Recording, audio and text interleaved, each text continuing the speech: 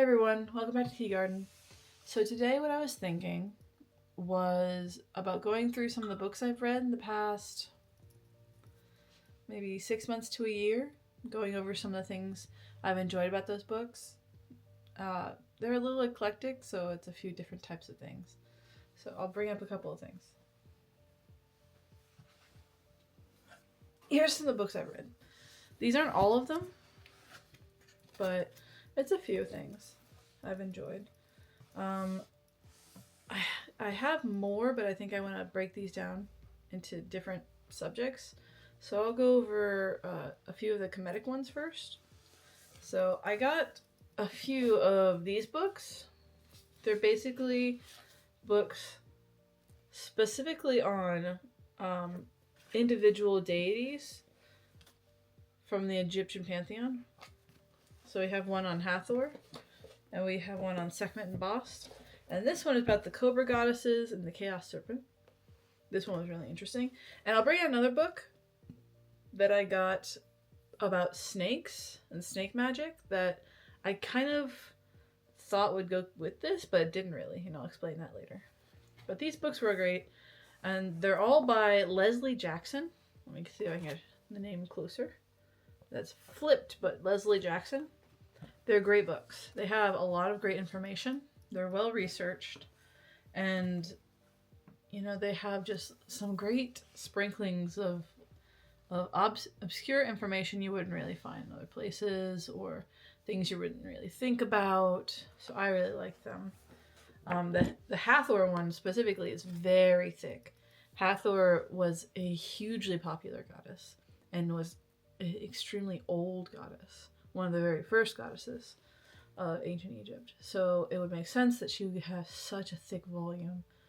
Most of these volumes are rather thin, so as you can imagine, sorry, my phone keeps going off. So as you can imagine, these having the Hathor one be so thick is quite crazy, or not too crazy if you imagine that. But then these two are great too. The Sekhmet and Bast one had really nice perspectives. It also covers a lot of the different lion-headed goddesses, because there are quite a few. Hathor is the other side of Sekhmet, and then she can become Sekhmet when she's angry. But also Bast is often equated to Hathor, so having such a big volume of information on Hathor, and then having a separate volume on specifically the cat and lion, the lion aspects of both Bast and Sekhmet, was really helpful.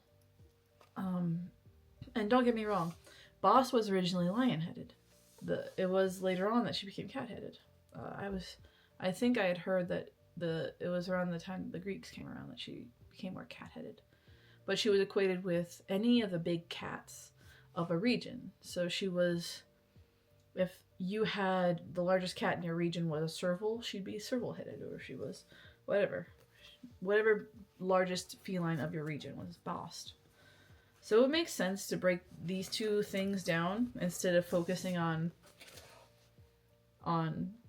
the one aspect, like the one goddess, Het Sekhmet or Hathor Sekhmet. You broke them down into the pacified Hathor and the rageful Sekhmet, with Bast being kind of the middle section between them, the blurry edges. So they were great. Lots of wonderful information.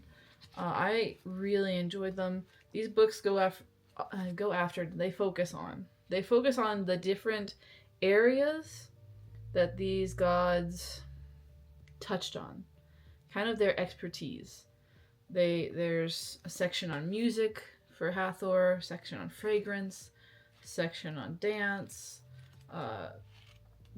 connections to certain regions, things like that. And then the Bast and Sekhmet book, there's all the lion-headed goddesses, as I said. There's also the cat god Ra, and what he was like, and the non-feline eye goddesses, and things like Mut, who were closely associated with Sekhmet, the lunar eyes, Weret Hakau, talking about the inundation and the relationship to the eyes, and things like that. So as you can imagine, Lots of great information from these. And what I found interesting, I'll put these aside, give me a second. And then this book, for my Kemetic friends, was very interesting because in Egypt, there's a wonderful dichotomy, there's a wonderful mixture of snake symbolism and snake mythology, where on one hand, you have the protective aspects of the snake. You have the cobra goddesses and the eye goddesses who protect people and protect children, the king, and women from evil in general. Like all the eye goddesses we just talked about, Sekhmet and Bast, Aset or Isis, even Hathor, they all have cobra aspects. So they can be snakes and they can be fierce and fiery. And then on the other aspect, you have the chaos serpent, who is, I'm not going to name it, I'm going to say evil force within the Kemetic pantheon, but he's not a god, he's a force. Not exactly, he was never worshipped, there was no temple to him because he was seen as lower than a worm, lowest thing imaginable, never worshipped. I mean, the god Set had temples. Set, the god of chaos and change, was worshipped. The god Set destroys the worm, the lowest form of evil, the lowest of the low, terrible chaos serpent, every day. That's how bad this thing is. It needs the strongest of all gods, the god of chaos, to destroy it. That's how evil it is. So that's what this book is about. It's the dichotomy between the good serpent and the bad serpent. The great divine being and the lowest evil. Which is interesting. I should really go on a rant about what happens a lot of the time in the Kemetic spheres concerning the Chaos Serpent. But that is drama and I will not partake. Okay, so again, I bought this book wanting to learn more about, say, Renenutet, who I really adore. I love Renenutet, who is a cobra-headed goddess who connects with motherhood and children and protective aspects and the harvest, which I've connected to over the years. Very earth-centric. As well as the different snake gods, like Renenutet's son, Nehebka, and what he's like. I won't get into that now, but that's kind of what I bought this book for. And it was great for that. I loved it for that. And I was not disappointed. None of these books by Leslie Jackson have been disappointing. They have fulfilled what I expected of them, which was well researched, giving little tidbits of things I had not read yet or had not known. It was great. I loved them. So that's what my Kemetic friends, I have to say about those books. Now, there are other ones from Leslie Jackson that I don't have. There's one downstairs I have not read yet, but it's downstairs waiting for me to read. It's about Nut, the sky goddess Nut. And there's also one that they wrote about Jehudi, or Thoth, which is also a great book. I'm sure I just have. Jehudi and I we don't click, and that's fine. There's so many gods in the pantheon, you really don't have to work with everyone. But yeah, I just never clicked, so I never picked it up. But I am interested in reading the Newt book because a lot of my deities overlap with Newt aspects or Newt connections, so I'm interested in it. See if these books can shed some light on the different connections I get. So those are the 3 Kemetic books that I wanted to share. Now, the next book I told you had something to do with snake energy, snake magic. It was this one. I might flip my video just so I can show you guys next time. Improper. This is Awakening the Ancient Power of Snake. Transformation, Healing, and Enlightenment. This one's by Don Bauman Brunk. It was interesting, but I don't know.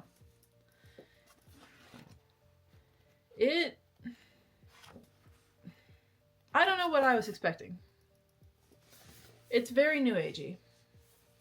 It's New Agey and it was trying to analyze snake behavior, like the physical animal, from a symbolic standpoint. It was trying to make snakes physical, earthly manifestations into a symbolic language. So, like, taking the idea of snakes shedding its skin as snake transformative energy, which, of course, that is probably what happened in the ancient times when it first began, when all this symbolism, magical aspects happens. But there was also a lot of drawing on all the mythologies to try and talk about the overarching messages, and there was just touching on the mythologies. They didn't delve deep enough, I think, is what I'm trying to get. It just didn't delve deep enough for me. Like, I know from my background that ancient Egypt has a huge amount to say about snake, but it was barely touched on here. Like, look, this person wrote an entire book about the duality of snakes and the cobra versus the chaos serpent. Literally, basically, the cobra goddesses versus the chaos serpent. And that is basically what this was trying to do, because there was a lot of snake goddess being suppressed by patriarchy vibes from this book. And yet this has a whole cultural context already out there. And this book was drawing on so many cultures, it got a little muddled. Because it was also drawing on, like, modern esotericism, modern mysticism. There was aspects of, was it Kundalini? There was Kundalini in here. Every world mythology was touched on. It didn't have a singular voice, it felt like.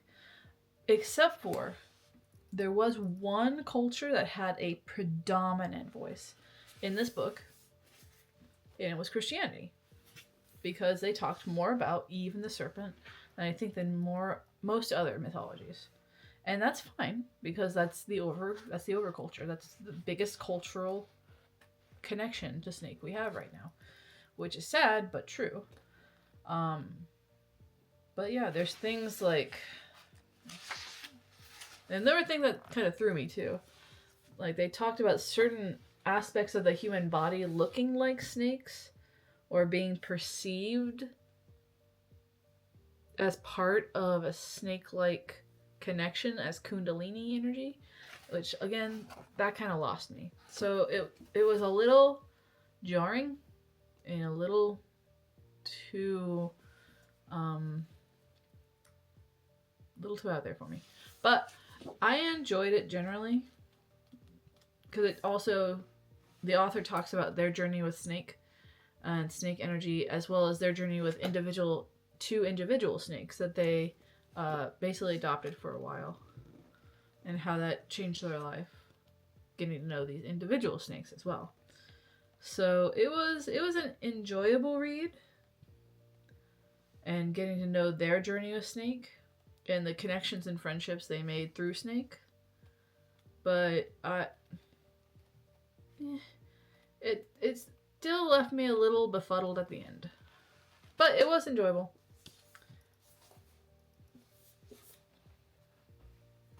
And again, if I'm looking specifically for my cultural context of snake, I would go for this one though, because this one was great.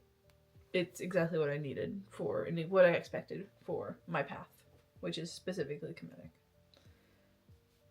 Alright, and then the last two books I'll talk about are from a completely different culture. And it's from the Asian cultures. So I read, which one did I read first? I read this one first. I read The Mandarin Tree first. I enjoyed this because I like learning about other cultures, and I do volunteer for a Shinto temple. Or Shinto, not temple, sorry. Oh my god, that would be so bad. I gotta edit that out. I volunteer for a Shinto shrine. I had to edit that out. I volunteer for a Shinto shrine. And so I like learning about the different cultural aspects, the different cultural meanings towards different things. So I read this. And it's a very interesting take on doing it, on different aspects of magic and witchcraft, because it is extremely close to things I'm already doing, just taking a step further with a different cultural context. And I actually have gotten ideas from this book because I love the Chinese zodiac. I love the lunar zodiac, but I'd never thought to work with them as if they were just a council of spirit friends or a council of spirit allies. And yet this book says approach them like this. This is how you can work with them as a council of spirit allies. That gets celebrated every year. And I think that's pretty awesome. And I love that idea. In fact, the vision board that I like to do now, that I've done for the past 2 years now, you saw the vision board, the snake one. So the vision board, I've been doing it for the past 2 years now. I really love doing it, and that's how I connect to the Chinese zodiac. But now I like to do a meditation during that time of year as well to reconnect with them and to have that focus. So I really enjoy this. It has such a lighthearted feel, and it let me feel a connection in a new way. Because I do really love learning about new cultures and to hear from different perspectives. Okay, and the last book, and I don't think you'll be surprised by this, because it was relatively quickly, was this one. Since I just said it. It was Chinese astrology. And it just came out in December, January, somewhere at the beginning of the year, right before the Lunar New Year. And it was enjoyable. I have 1, 2, 3, 4, 5, 6, 7, 8, 9, 10. I have 10, 11. I have 11 books, this one included, about the Chinese zodiac, because I love them so much. And it was one of the first things I studied when I was a high schooler. When I was a high schooler, Chinese astrology was one of the first things I studied on my path, because I found I could not get drawn to the Western astrology. But I was a girl who loved animals. And one of my very earliest memories was reading about an article about the Chinese zodiac and seeing these beautiful illustrations in a magazine about the Chinese zodiac and being told that I was a tiger. And that just made my day. And it brought me such joy. And since then, I just loved the Chinese zodiac. As I said, this book was enjoyable. It's, it was a great refresher on all the information I've had in the past. It was just enjoyable. It basically is just a nice refresher. I think there was like 1 or 2 little things about this book that drew my attention. I'm trying to remember exactly what they were, but I'm having trouble because all of this stuff is stuff that has been around for centuries, guys. So all the information has been here for centuries. So it's really hard to write about this and make it sound fresh or new. But putting it out there for an American audience is difficult. But I think this was Llewellyn's first. Yeah, that's Llewellyn. I think this was Llewellyn's first Chinese astrology book. And they did a good job. And I think, once you have one Chinese astrology book, you really don't need another one. So it's okay. It worked out. It was just fine. And yeah, it's an enjoyable, good little book. It worked out just fine. But yeah, this information has been out there for years. So I don't foresee more than maybe 1 or 2 more Chinese astrology books. It's just trying to make the astrology more applicable, I think. But yeah, that is all the books I brought out today. I have read more, and I have a bunch of books that I bought that I need to get through.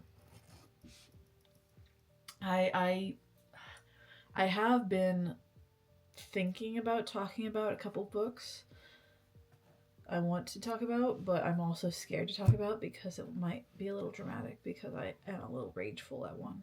One really set me off. But maybe I won't. Well, I don't like drama, but it did tick me off in a really bad way. I think it triggered something inside my psyche. But maybe I won't. Maybe just better not to. In this age of chaos. Or maybe I'll wait till next year during the year of the, I think it's a fire horse, when everything is on fire and I can just shoot it out into the cosmos and let it burn up.